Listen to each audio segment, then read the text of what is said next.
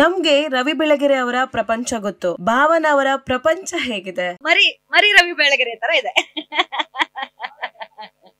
ಅಂದ್ರೆ ಅದು ಗೊತ್ತಿಲ್ಲ, ಬಹುಶಃ ಬಿಕಾಸ್ ನಾನು ತಗೊಂಡಿರುವಂತಹ ಒಂದು ಏನ್ ಜವಾಬ್ದಾರಿ ಇದೆ, ಶಾಲೆ ಆಗಿರ್ಬೋದು, ಶಾಲೆನಲ್ಲಿ ನನ್ನ interference just board of member. ನಾನು ಅದ್ರಲ್ಲಿ ಅಕಾಡೆಮಿಕ್ ಇರ್ಲಿ ಆಗ್ಬೋದು, ಅಥವಾ ನೀವ್ ಹೇಳ್ದಾಗೆ ಎಕ್ಸ್ಟ್ರಾ ಕರಿಕ್ಯುಲರ್ ಆಕ್ಟಿವಿಟೀಸ್ ಗಳಲ್ಲಿ ಆಗ್ಬೋದು, ಅದ್ರಲ್ಲಿ ಯಾವ್ದ್ರಲ್ಲೂ ನನ್ನ ಕೊಡುಗೆ ಇಲ್ಲ. ನಂದೇನಿದ್ರು PF ಅದು ಇದು ಸಿಗ್ನೇಚರ್ಸ್ ಅಂತ ಇಂಥವ್ ನಡೀತಾ ಇರ್ತವೆ. ಸೊ ಅದ್ ಬಿಟ್ರೆ ಇನ್ನ ಪ್ರಪಂಚ ಇರೋದೇ ನನಗೆ ಅಪ್ಪ ಬಿಟ್ಟು ಹೋದಂತ, ಅಪ್ಪ ನನಗೆ ಕೊಟ್ಟು ಹೋದಂತ, ಅಪ್ಪ ನನಗೆ ಅಥವಾ ಕೊಟ್ಟು ನನ್ ಜೊತೆನೆ ಇರುವಂತ ಪ್ರಪಂಚ ಅಂತಂದ್ರೆ ಪತ್ರಿಕೋದ್ಯಮ ಮತ್ತೆ ಬರವಣಿಗೆ, ಮಾತು. ಸೊ ಹೀಗಾಗಿ ಇದ್ರಲ್ಲೇ ತೊಡಗಿ. ಮ್ಯಾಮ್, ಮಾತೆ ರಾಜಕಾರಣಿಗಳಿಗೆ ಬಂಡವಾಳ, ನೀವು ತುಂಬಾ ಚೆನ್ನಾಗಿ ಮಾತಾಡ್ತೀರಾ, ಹಾಗಾಗಿ ಭಾವನಾ ಅವರು ರಾಜಕೀಯಕ್ಕೆ ಎಂಟ್ರಿ ಕೊಡ್ತಾರಾ? ಮತ್ತೆ ನಿಮ್ಗೆ ಒಂದು ಪಕ್ಷದ ಮೇಲೆ ತುಂಬಾ ಒಲವಿದೆ ಅಂತ ಕೆಲವರು ಹೇಳ್ತಾರೆ. ಒಂದ್ ಪಕ್ಷಕ್ಕೆ ಒಲವಿದೆ ಅಂತ ಇಲ್ಲ, ಇದೆಲ್ಲ ಊಹಾಪೂಹ, ಖಂಡಿತ ಇಲ್ಲ. ನನಗೆ ಒಲವು ಇರುತ್ತೆ ಎಲ್ಲಾ ಪಕ್ಷದ ಮೇಲೆ. ಅಂದ್ರೆ ಒಂದು ಒಳ್ಳೆ ಕಾರ್ಯ ಮಾಡ್ತು ಆ ಪಕ್ಷ ಅಂತಂದಾಗ ಆ ಪಕ್ಷದ ಮೇಲೆ ಒಂದು ಗೌರವ, ಒಂದು ಅಭಿಮಾನ, ಒಂದು ಇದು ನನಗೆ ಬೆಳೆಯುತ್ತೆ. ಅದು ಕಾಂಗ್ರೆಸ್ ಆಗ್ಬೋದು, ಬಿಜೆಪಿ ಆಗ್ಬೋದು, JDS ಆಗ್ಬೋದು, ಯಾವ್ದೇ ಆಗ್ಬೋದು, ಏನೇ ಆಗ್ಬೋದು, ನನ್ಗೆ ಅವ್ರ ಮಾಡೋ ಕೆಲಸಗಳು ಅದ್ರ ಫಲ ನೋಡಿದಾಗ ಖುಷಿ ಆಗೋವಂಥದ್ದಿದ್ರೆ ಖಂಡಿತ ಪ್ರೌಡ್ ಫೀಲ್ ಮಾಡ್ತೀನಿ. ಹಾಗಂತ ಪಕ್ಷಕ್ಕೆ ಸೇರ್ಕೋತೀನಿ ಅಂತ ಎಲ್ಲ ಏನು ಇಲ್ಲ, ಸೇರ್ಕೊಳ್ಳಲ್ಲ. As of now no. ಹಾಗಾದ್ರೆ ಶ್ರೀನಗರ್ ಕಿಟ್ಟಿ ಸರ್ ಅವ್ರನ್ನ ರಾಜಕೀಯಕ್ಕೆ ಕಳಿಸ್ತೀರಾ? ಯಾರನ್ನ ಕಳ್ಸಕ್ ನಾನೆಲ್ಲ ಹಿಡ್ಕೊಂಡಿದೀನಿ ಅವ್ರನ್ನ. ನಾನಲ್ಲ ಬಾಸು, ಅವನೇ ಬಾಸು ನಮ್ ಮನೇಲಿ. ಸೊ ಹಾಗಾಗಿ ಅವ್ರವ್ರ ಅಭಿಪ್ರಾಯ. ರಾಜಕೀಯಕ್ಕೆ ಎಂಟ್ರಿ ಕೊಡೋದಕ್ಕೆ ಕಿಟ್ಟಿ ಸರ್ ಅವ್ರಿಗೆ ಇಷ್ಟ ಇದೆಯಾ? ಕಾಂಟ್ಯಾಕ್ಟ್ಸ್ ಇದೆ, ಅಫ್ಕೋರ್ಸ್ ಕಾಂಟ್ಯಾಕ್ಟ್ಸ್ ಇದೆ.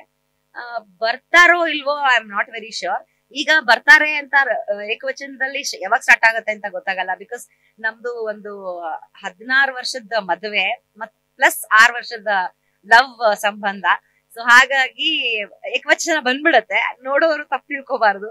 ಸದ್ಯಕ್ಕೆ ಬರ್ತಾರೋ ಇಲ್ವೋ ನನಗ್ ಗೊತ್ತಿಲ್ಲ. ಈಗ ಮಾತಾಡ್ತಾ ಅವ್ರ ಬಗ್ಗೆ ಬಂತು ಅಂತಂದ್ರೆ ಅವನು ಇವನು ಅಂತ ಸ್ಟಾರ್ಟ್ ಆಗತ್ತೆ. ಸೊ ಅದ್ ಪ್ರೀತಿಯಿಂದ, ಇನ್ನೇನು ಅಲ್ಲ.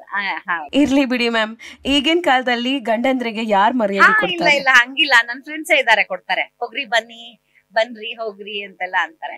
ಅದ್ ಯಾವ ರೀತಿಲಿ ಹೋಗ್ರಿ ಬನ್ರಿ ಅಂತಾರೋ ಗೊತ್ತಿಲ್ಲ ನನ್ಗೆ. ನಾನಂತೂ ಹೋಗೋ ಬಾರೋ ಅಂತಾನೆ ಮಾತಾಡ್ಸೋದು.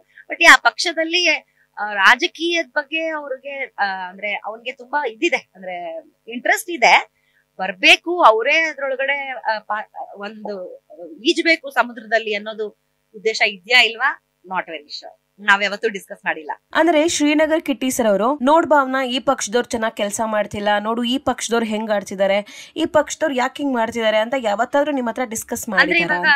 ಭಾವನಾ ಏನಾರ, ಈಗ ಫಾರ್ ಎಕ್ಸಾಂಪಲ್ ನಾನು ಯಾವ್ದೋ ಒಂದ್ ಪಕ್ಷದಲ್ಲಿ ಇದೀನಿ, ನಾನ್ ತಪ್ಪು ಮಾಡಿದೀನಿ, ಅಯ್ಯೋ ಭಾವನಾ ಹಿಂಗ್ ಮಾಡ್ಬಾರ್ದಾಗಿತ್ತು, ಯಾಕೆ ಹಿಂಗ್ ಮಾಡಿದ್ಲು ಅಂತ ಹೇಳೋ ಅಭಿಪ್ರಾಯ ಕಿವಿಗ್ ಬೀಳತ್ತೆ. ದಿವ್ಯಾ ಯಾವ್ದೋ ಪಕ್ಷದಲ್ಲಿದ್ದಾಳೆ, ದಿವ್ಯಾ ಯಾಕೆ ಹಿಂಗ್ ಮಾಡ್ಬಿಟ್ಲು ಅಂತ ಅನ್ನೋಂತ ಒಂದು ಮಾತನ್ನು ಕೇಳ್ತೀನಿ. ಸೊ ಹಂಗಾಗಿ ಅವನು ಕೂಡ ಯಾವ ಪಕ್ಷಾತೀತ್ಯನೂ ಅಲ್ಲ. ಒಂದು ಸಮಾಜಕ್ಕೆ ಮತ್ತೆ ಜನರಿಗೆ ಒಳ್ಳೇದಾಗತ್ತೆ ಅನ್ನೋದಾದ್ರೆ ಅದು ಯಾವ ಪಕ್ಷ ಆದ್ರೆ ಏನಂತೆ, ಯಾವ ಜಾತಿ ಆದ್ರೆ ಏನಂತೆ, ಯಾವ ಧರ್ಮ ಆದ್ರೆ ಏನಂತೆ, ಒಳ್ಳೇದಾಗ್ತಿದೆ ಅಂತಂದ್ಮೇಲೆ ಒಳ್ಳೇದಾಗ್ಲಿ ಅನ್ನೋ ಒಂದು ಅಭಿಪ್ರಾಯ ಇದೆ. ಇಬ್ರಲ್ಲೂ ಕಾಮನ್ ಮ್ಯೂಚುವಲ್ ಫೀಲಿಂಗ್ ಅದೇ ಇರೋದು.